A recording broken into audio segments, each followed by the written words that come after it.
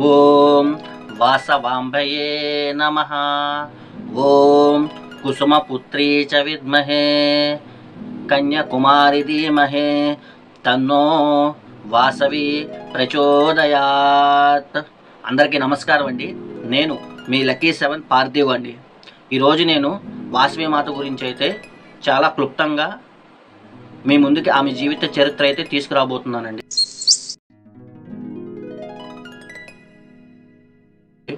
అలాగే పూర్వం 714 గోత్రాలు కాస్త 102 గోత్రాలకి ఎలా మారింది అనేది కూడా చాలా అంటే చాలా క్లుప్తంగా మీ ముందుకు తీసుకురాబోతున్నాను.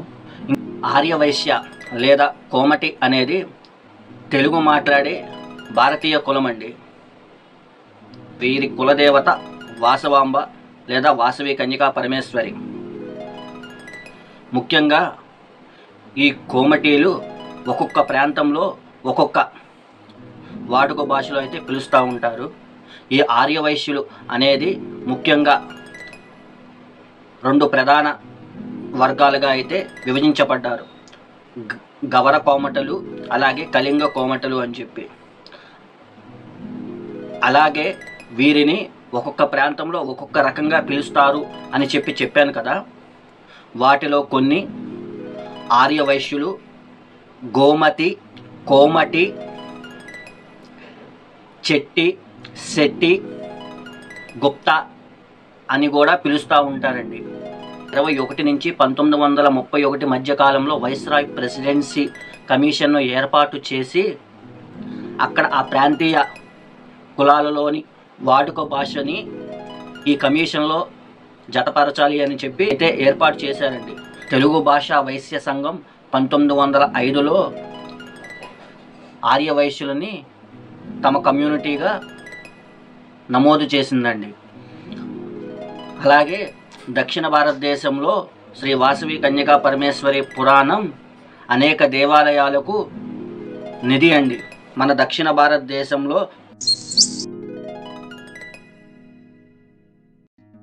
గోదావరి జిల్లాలో పెనుగొండ క్షేత్రంలో వాసవి కన్యకా పరమేశ్వరి దివ్య క్షేత్రం అయితే ఉందండి. ఇది ఆర్యవైశ్యుల యొక్క కాశీగా పిలువబడుతుందండి. అలాగే వీరు ఒక మోక్ష మార్గంగా భావిస్తూ ఉంటారండి. ఈ ఆలయం ఒక అద్భుతమైన శిల్పకళకు ప్రతీకగా నిలుస్తుందండి. 7 అంతస్తుల రాజగోపురం కూడా చాలా అంటే చాలా ఆకర్షణీయంగా నిలుస్తుంది.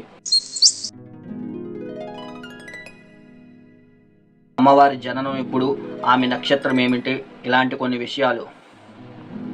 ముఖ్యంగా వాసవి కన్యకా పరమేశ్వరి అమ్మవారైతే 2617 క్రీస్తుపూర్వం సంవత్సరంలో జన్మించారు.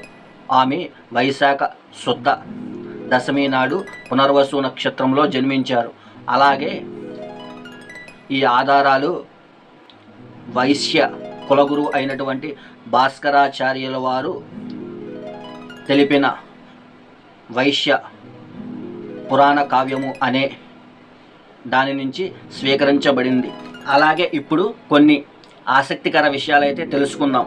అసలు వాసవి కన్యకా పరమేశ్వరి అమ్మవారు ఎక్కడ జన్మించారు, ఆమె తల్లిదండ్రులు ఎవరు, ఆమెకి ఎవరైనా తోబుట్టువులు ఉన్నారా, ఆమె బాల్యం ఎలా సాగింది, ఆమె ఆత్మార్పణం ఎందుకు చేసుకోవలసి వచ్చింది, ఆమె ఆత్మార్పణకి కారణమైన వ్యక్తే నన్ను క్షమించు తల్లి అని చెప్పి ఎందుకు పలికాడో ఇప్పుడు కొంచెం క్లుప్తంగా అయితే తెలుసుకుందాం. ముందుగా వంగదేశానికి రాజు అయినటువంటి విక్రమాదిత్యుడు కింద సామంతరాజుగా పనిచేస్తున్న కుసుమశ్రేష్ఠి కుసుమాంబ దంపతులు మంచితనానికి మానవత్వానికి పెట్టింది పేరు.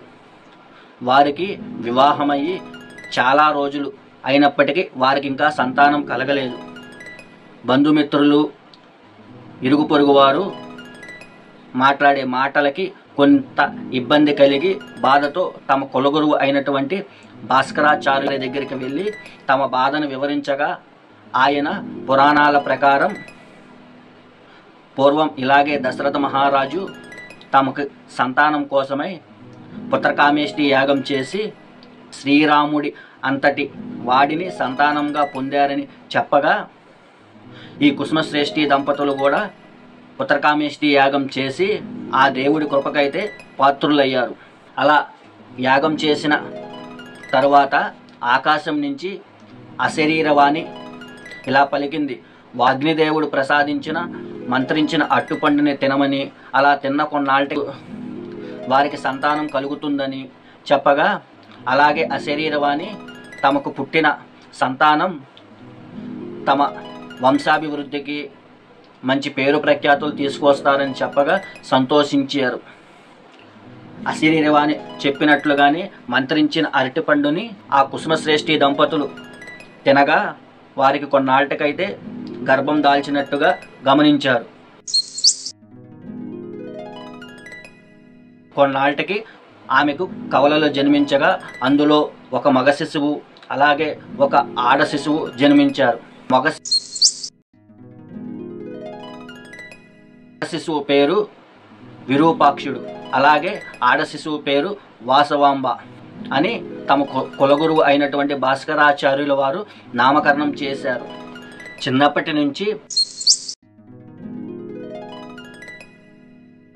విరూపాక్షుడికి యుద్ధ కళల మీద అలాగే రాజ్యపాలన మీద ఆసక్తి ఎక్కువగా ఉండటం గమనించిన భాస్కరాచార్యుల వారు ఒక రాజుకు కావాల్సిన యుద్ధ విద్యలతో పాటు వేదాలను కూడా నేర్పించడం జరిగింది. అలాగే వాసవాంబకి చిన్నప్పటి నుంచి కళల మీద ఆసక్తి ఉండటం గమనించిన భాస్కరాచార్యుల వారు ఆమెకి జీవకళలను నేర్పించడం జరిగింది. అలాగే వాసవి మాతకి తత్వశాస్త్రం మీద కూడా ఆసక్తి ఎక్కువగా ఉండటం గమనించిన ఆయన తత్వశాస్త్రాన్ని కూడా బోధించాడు. అలాగే యుద్ధ విద్యలో ప్రావీణ్యం సంపాదించిన విరూపాక్షుడు తన రాజ్యాన్ని విస్తరింపజేయటానికై అన్ని విధాల ప్రయత్నం చేస్తున్నాడు. అలాగే ఏలూరు పట్టణానికి చెందిన హరిది శెట్టి కుమార్తె అయినటువంటి రత్నావతిని విరూపాక్షుడికిచ్చి వివాహం జరిపించడం జరిగింది. అదే సమయంలో వాసవాంబకి కూడా అంగరంగ వైభవంగా వివాహం చేస్తారని అక్కడ ఉన్న ప్రజలంతా భావించారు. తన రాజ్యాన్ని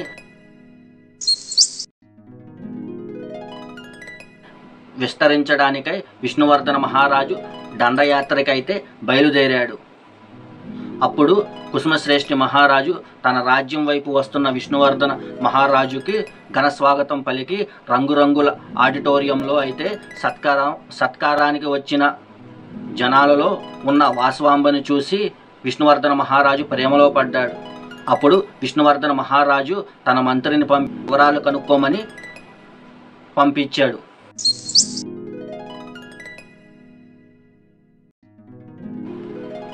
వాసవాంబ కుసుమశ్రేష్ఠి కుమార్తె అని గమనించి తెలుసుకున్న విష్ణువర్ధన మహారాజు తన కుమార్తెని వివాహం చేసుకుంటానని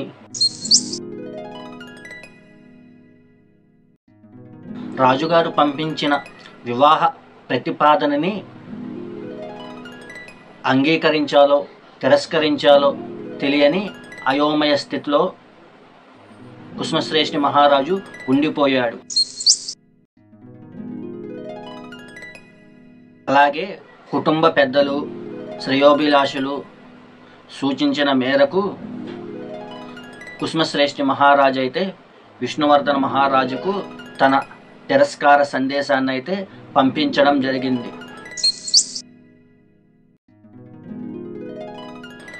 కుసుమశ్రేష్ఠి మహారాజు పంపించిన తిరస్కార పత్రాన్ని చూసి కోపంతో విష్ణువర్ధన మహారాజు తన సైన్యాన్ని పంపించి వాసవాంబని ఈడ్చుకురమ్మని చెప్పాడు. అలాగే ధైర్యవంతులైన కొంతమంది కోమటీలు రాజుగారు పంపించిన సైన్యాన్ని సామ ధన భేద దండోపాయాలు ఉపయోగించి వారి సైన్యాన్ని అయితే ఓడించడం జరిగింది. క్లిష్ట సమయంలో సమాజ స్పందన అవసరమని కోమటి కులగురువు భాస్కరాచార్యుల వారు 18 మహాపట్టణాల్లో ఉన్న అధిపతులకు అలాగే గోత్రీకులకు మహాసమావేశానికి రావాలని పిలుపునిచ్చారు. ఈ సమావేశంలో భేదాభిప్రాయాలు వచ్చి 102 గోత్రీకులైతే రాజుగారిని ఎదిరించడానికి దృఢ నిశ్చయం చేసుకున్నారు. అలాగే వారు పుట్టినవాడు మరణించక తప్పదు, అలాగే పిరికివాడు చాలాసార్లు చస్తూ బతుకుతాడని, కానీ ధైర్యవంతుడు ఒక్కసారే మరణిస్తాడని, అలాగే మనం ఇలాంటి క్లిష్ట సమయంలో కుసుమశ్రేష్ఠి మహారాజుకు అండగా ఉండాలని చెప్పి వారైతే నిశ్చయించుకున్నారు. అలాగే మిగిలిన 612 మంది గోత్రీకులైతే వివాహం అనేది సమాజంలో సర్వసాధారణమని, అలాగే వివాహం చేసుకోవటం వల్ల సురక్షితంగా ఉంటారని అయితే వాళ్ళు అభిప్రాయపడ్డారు. అప్పుడు భాస్కరాచార్యుల వారు మన ప్రాణాన్ని పణంగా పెట్టైనా సరే ప్రత్యర్థులను ఎదుర్కోవాలి అని చెప్పి పిలుపునైతే ఇచ్చారు. అప్పుడు కుసుమశ్రేష్ఠి గురువుగారి మాటలకు ఏదేమైనా సరే వాసవాంబుని రాజుగారికి ఇచ్చి వివాహం అయితే జరపకూడదని దృఢ నిశ్చయం అయితే చేసుకున్నారు. అలాగే అప్పటి వరకు ఐక్యంగా ఉన్న కోమటీలు 2 వర్గాలుగా అయితే విభజన పొందారు. రాజుగారు తన ప్రత్యర్థులు అయినటువంటి కోమటీలని ఎదుర్కోవటానికి తన సైన్యాన్ని అయితే సిద్ధం చేశారు. ఆ సైన్యానికి రాజుగారు నాయకత్వం వహించారు. తాము 102 గోత్రికులు అయినప్పటికీ రాజుగారి సైన్యాన్ని ఎదుర్కోవటానికి కోమటీలు అయితే దృఢంగా సంకల్పం చేసుకున్నారు. ఇదిలా ఉండగా వాసవిమాత అయితే రంగంలోకి దిగి మన స్వార్థ ప్రయోజనాల కోసం ఎందుకు అమాయకులైన సైనికుల ప్రాణాలను బలి తీసుకోవాలి, దీనికి బదులుగా మనం కొత్త మార్గంలో ప్రత్యర్థులను అయితే గెలుద్దామని చెప్పి అహింస, ఆత్మత్యాగం అనే 2 ఆయుధాలుగా చేసుకొని మనం ప్రత్యర్థులను అయితే గెలవాలి అని చెప్పి పిలుపునైతే ఇచ్చింది. తనతో పాటు ఆత్మత్యాగం చేయటానికి శక్తి, ఆత్మవిశ్వాసం అనేవి దృఢంగా ఉండాలని చెప్పి ఆమె సందేశాన్ని అయితే ఇచ్చింది. వాసవిమాత మాటలకి ఆమె తల్లిదండ్రులు అయితే సంతోషించి ఆమె చెప్పిన విధంగానే యుద్ధాన్ని అయితే గెలవాలి అని చెప్పి నిశ్చయించుకొని తమతో పాటు నడిచారు. ఆత్మ బలిదాన వాసవిమాత ఆదేశాల మేరకు గోదావరి నడి ఒడ్డున రాజు సేవకులు అయితే 103 పవిత్ర అగ్నికుండాలనైతే ప్రత్యేక పద్ధతిలో ఏర్పాటు చేశారు. అలాగే ఆమె 102 గోత్రికులను అయితే నాతో పాటు అగ్నికుండంలో ప్రవేశించటానికి మీకు సమ్మతేనా అని అడగటం జరిగింది.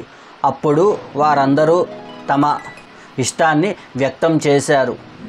అప్పుడు ఆ జంటలైతే వాసవిమాత దైవాంశ సంభూతురాలని, తన నిజస్వరూపాన్ని తమకి చూపాలి అని చెప్పి కోరటం అయితే జరిగింది. 102 గోత్రీకుల కోరిక మేరకు వాసవిమాత తన నిజస్వరూపాన్ని చూపించి తాను ఆదిపరాశక్తినని, అలాగే కలియుగంలో స్త్రీ గౌరవాన్ని, అలాగే కోమటీల గొప్పతనాన్ని ప్రపంచానికి చాటి చెప్పాలని ఈ అవతారం అయితే దాల్చినట్లుగా ఆమె చెప్పింది. అలాగే పూర్వం కుసుమశ్రేష్ఠి సమాధి అనే సాధువు ఒకడు ఉండేవారని, అతను తనతో పాటు 102 గోత్రికులకైతే మోక్షాన్ని ఇవ్వాలని చెప్పి కోరగా ఈ జన్మలో తనతో పాటు ఈ 102 గోత్రికులనైతే అగ్ని ప్రవేశం చెయ్యమని కోరానని ఆమె చెప్పింది. వాసవిమాత దేశభక్తి, సామాజిక స్పృహ, నిజాయితీ అక్కడ ఉన్న వారందరూ చర్చించుకోవటం జరిగింది. ఇప్పుడైతే విష్ణువర్ధనుడి మరణం వాసవిమాత నోటి నుంచి వెలువడిందో ఆమె అదృశ్యమయ్యింది. అప్పుడు అక్కడ ఉన్న ప్రజలందరూ తమ ఇష్ట దైవాలను ప్రార్థించి అగ్నిగుండంలోకి ప్రవేశించారు. విష్ణువర్ధనుడు అక్కడ జరుగుతున్న శకునాలను చూసి భయపడినప్పటికీ తాను పెనుగొండ క్షేత్రం యొక్క ముఖద్వారం వద్దకు బయలుదేరసాగాడు. ఎప్పుడైతే విష్ణువర్ధనుడు పెనుగొండ క్షేత్ర ముఖద్వారానికి వచ్చాడో ఆయన గూఢాచారులైతే అక్కడ జరిగిన విషయాలన్నీ ఆయనకు వివరించారు. అది తెలుసుకొని ఆయన గుండె ముక్కలుగా చీలి నోటి నుంచి రక్తం వచ్చి కుప్పకూలాడు. ఆయన చనిపోయేటప్పుడు నన్ను క్షమించు తల్లి అని ఆమెను ప్రార్థించాడు. వాసవీమాత ఆత్మబలిదానం అలాగే విష్ణువర్ధనుడి అంతం ప్రజలు చర్చించుకొనసాగారు. అలాగే విష్ణువర్ధనుడి చర్యలను ప్రజలు ఖండించారు. అలాగే యుగకర్త వాసవి అహింసా సూత్రాన్ని కొనియాడారు. ఇది ఇలా ఉండగా విరూపాక్షుడు విష్ణువర్ధనుడి కుమారుడు అయినటువంటి రాజరాజ నరేంద్రుడిని ఓదార్చి ఆయనతో సోదరా, గతం నేర్పిన పునాదిపై వర్తమానాన్ని భవిష్యత్తుని నిర్మిద్దాం. అలాగే వాసవీమాత గొప్ప రక్తపాతాన్ని జరగకుండా ప్రజలను రక్షించిందని చెప్పి ఆమె నేర్పిన అహింసా మార్గాలను సమాజంలో ఆమె నేర్పిన అహింసా మార్గాన్ని ప్రజలకు చాటి చెప్పుదాం.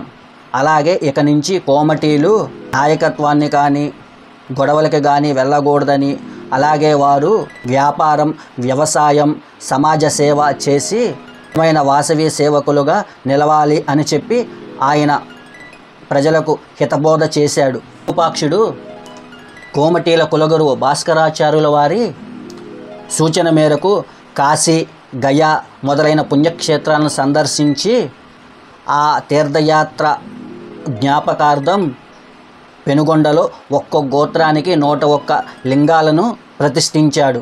అలాగే రాజరాజ నరేంద్రుడు వాసవీమాత త్యాగానికి గుర్తుగా ఆమె విగ్రహాన్ని అయితే ప్రతిష్ఠించాడు. అప్పటి నుంచి కోమటీలు యొక్క కులదేవతగా వాసవి కన్యకా పరమేశ్వరి దేవిని పూజించటం మొదలుపెట్టారు. అహింస మత విలువలపై ఆమెకున్న విశ్వాసం, అలాగే స్త్రీ యొక్క గౌరవాన్ని కాపాడటంలో ఆమె తీసుకున్న చొరవ మరువలేనిది. అలాగే ఆమె చేసిన పనికి కోమటీల యొక్క ఖ్యాతి ప్రపంచమంతా వ్యాప్తి చెందింది. జీవనం కోసం దక్షిణ భారతదేశం వెళ్ళిన కోమటీలు నల్లటి చర్మం కలిగిన ద్రావిడ రాజుని వివాహం చేసుకోవటానికి బదులుగా ఆత్మత్యాగం చేసి ఖ్యాతిని ప్రపంచమంతా చాటి చెప్పింది. గోత్రాలు వాసవి మఠం అగ్ని ప్రవేశానికి ముందు 714గా ఉన్నాయి. ఆమె అగ్ని ప్రవేశం తర్వాత 102 గోత్రాలుగా, అలాగే వారిని ఆర్యవైశ్యులుగా అయితే గుర్తించటం జరిగింది. అప్పటి నుంచి అగ్ని ప్రవేశం చేసిన జంటల యొక్క ఇంటి పేరుని గోత్రాలుగా చేసి, అలాగే ఒక్కొక్క గోత్రానికి ఒక్కొక్క ఋషి వారు అనుసరించిన మార్గాన్ని అయితే వీళ్ళు పాటించారు. తమ ఆచారాలను అనుసరించటం ద్వారా వారు నిర్దిష్ట ఋషి యొక్క అనుచరులమని గుర్తింపు అయితే పొందారు. అలాగే వారు ఏ వృత్తికి చెందారో, వారు ఎక్కడి నుంచి వలస వచ్చారో, వారు ఎలాంటి వారు అని చెప్పి గుర్తించడానికి ఈ ఋషుల యొక్క పేర్లు లేదంటే గోత్రాలుగా చెప్పబడేవి చాలా అంటే చాలా బాగా ఉపయోగపడతాయి. వాసవి మాత జీవిత కథను నేను తెలుసుకున్నది మీ అందరికీ చెప్పటం జరిగింది. దీనిలో ఏదైనా తప్పులు ఉంటే క్షమించి, అలాగే మీకు ఈ వీడియో కనుక నచ్చితే like, share, comment and subscribe friends. Thank you.